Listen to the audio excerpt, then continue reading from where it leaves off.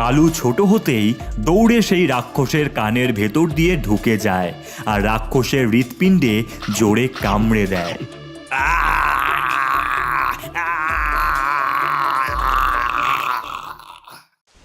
চৈত্র মাসের শুরুতেই হ্যাংলাপুর গ্রামে শুরু হয়েছে মেঘ ভাঙা বৃষ্টি। প্রতিদিন অঝোরে বৃষ্টি ও ঝড় হওয়ায় গ্রামের মানুষ একেবারেই নাজেহাল। তবে এই হ্যাংলাপুর গ্রামের একেবারে শেষ প্রান্তে থাকত এক পানখেকো বুড়ি। উফ, মরণ! এই বৃষ্টি থামার কোনো নাম গন্ধই দেখছি না। এদিকে আমার পান শেষ হয়ে গেছে। এখন আমি কি খেয়ে বাঁচবো? নাকি এবারে সময় এসে গেছে মরণের?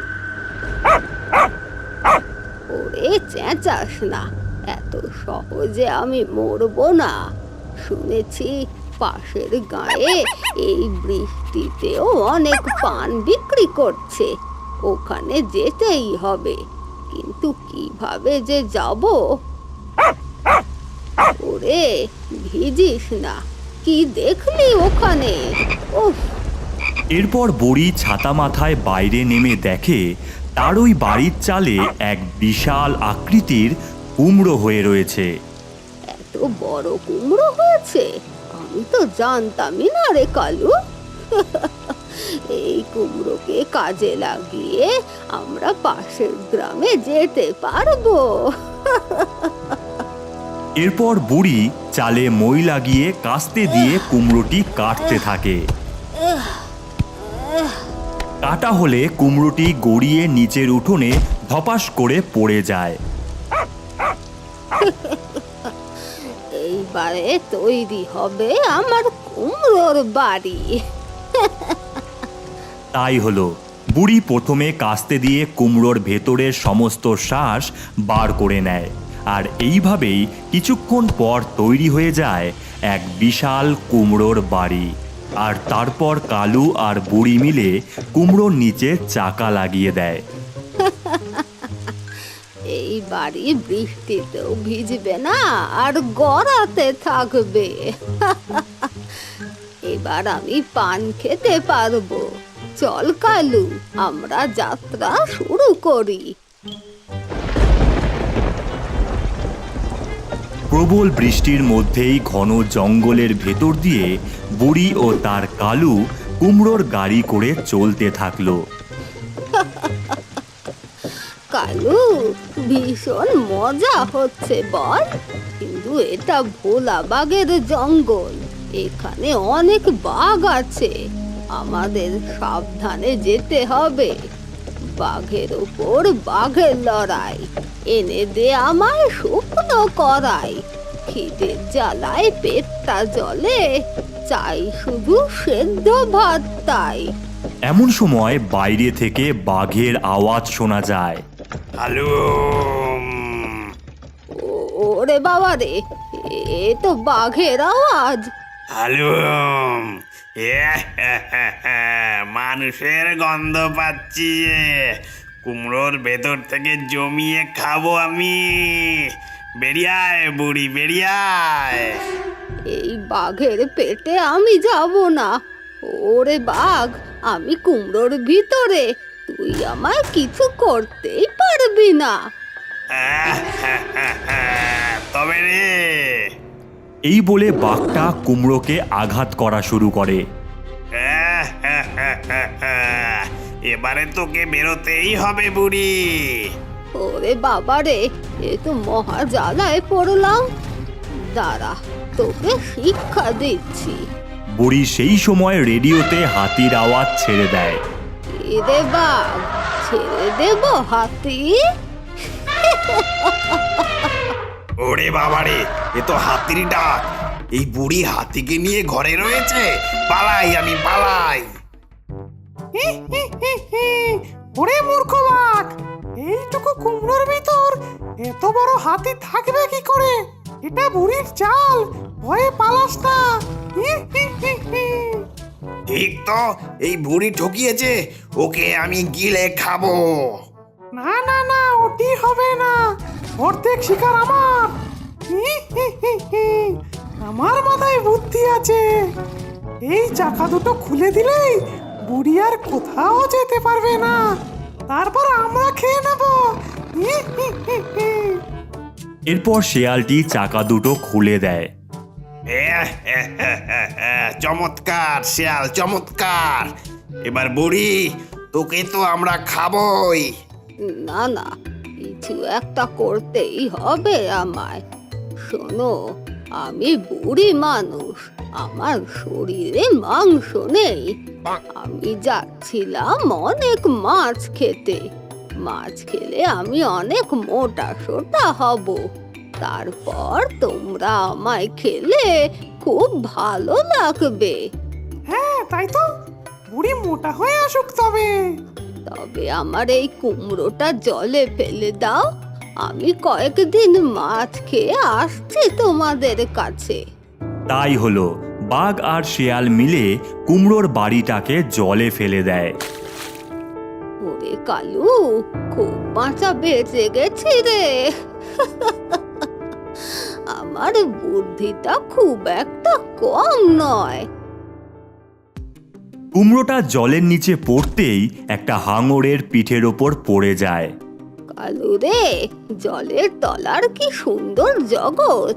আমরা একটা হাঙরের পিঠে চেপে আছি। চারিদিকে রঙিন মাছ, কত ডলফিন, আরো কত কি।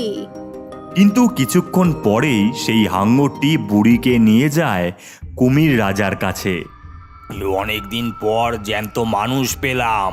ওহ, এ আর ছোট মাছেদের খেয়ে কাটাতে হবে না।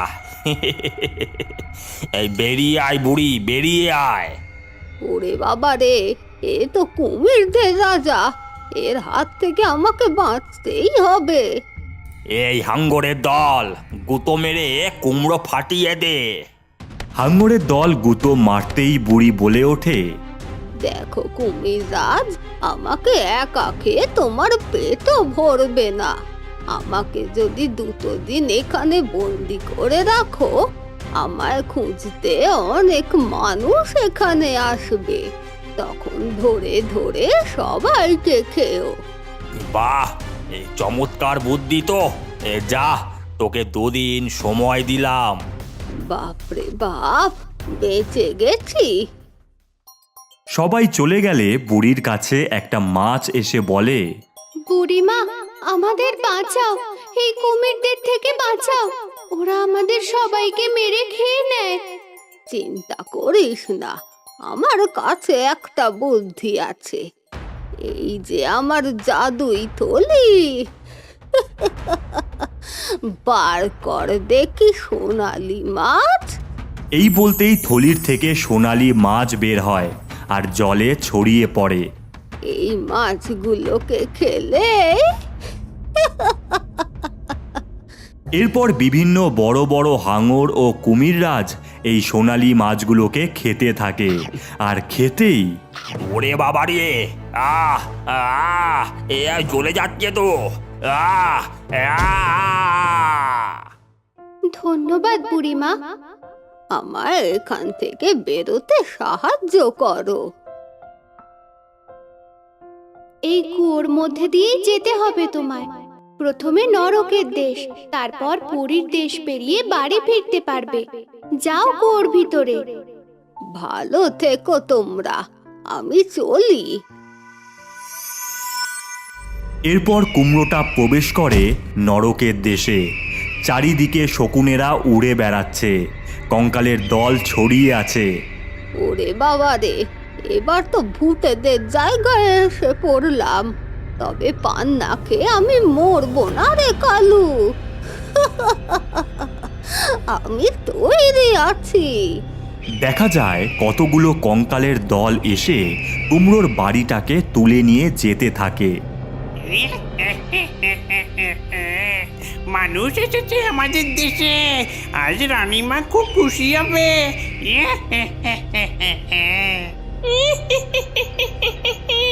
উড়ে উড়ে উড়ে শেষমেশ কুমড়ো আনলি তোরা, হ্যাঁ? মানুষ আছে ভেতরে।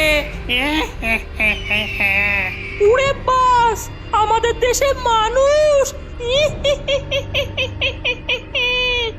বার বার করে ঘাড় মুটকিয়ে খাই। কতদিন ভালো খাবার খাই না রে।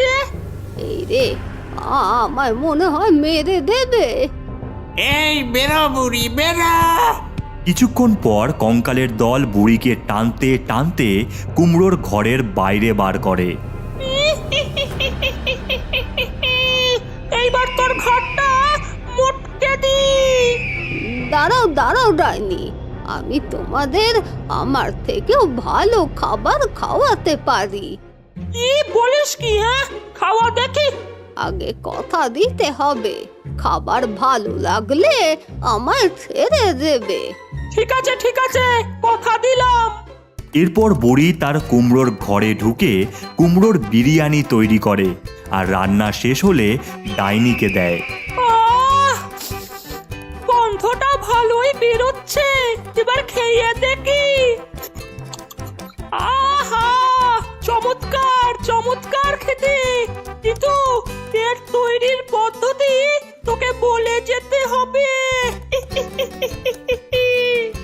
এরপর বুড়ি তার কুমড়োর বিরিয়ানি তৈরির পদ্ধতি বলে সেখান থেকে চলে যায়।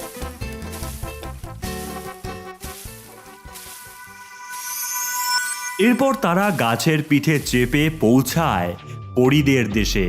চারিদিকে পুরো রূপকথার জগৎ রে কালু, কি সুন্দর দৃশ্য, আমাদের দারুণ অ্যাডভেঞ্চার হচ্ছে। এমন সময় কয়েকটি পরী সেখানে আসে আর বলে, তুমি কোথা থেকে আসছো বুড়িমা? সে তো অনেক কাহিনী মা, তবে বলতে পারো পৃথিবী থেকে। বুড়িমা, আমাদের দেশকে ওই ভম্বল রাক্ষস দখল করেছে, তুমি আমাদের বাঁচাও।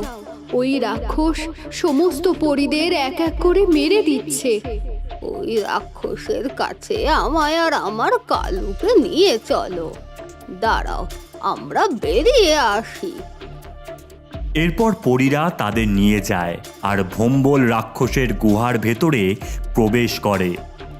ওই তো রাক্ষসটা ঘুমোচ্ছে, এটাই সুযোগ ওর ভিতরে ঢুকে ওর হৃৎপিণ্ডটাকে মেরে ফেলতে হবে। কালু, তোকে আমি ছোট করে দিচ্ছি, তুই এটা পারবি। আমার ঝুলি, কালুকে ছোট্ট করে দাও। কালু ছোট হতেই দৌড়ে সেই রাক্ষসের কানের ভেতর দিয়ে ঢুকে যায় আর রাক্ষসের হৃৎপিণ্ডে জোরে কামড়ে দেয়।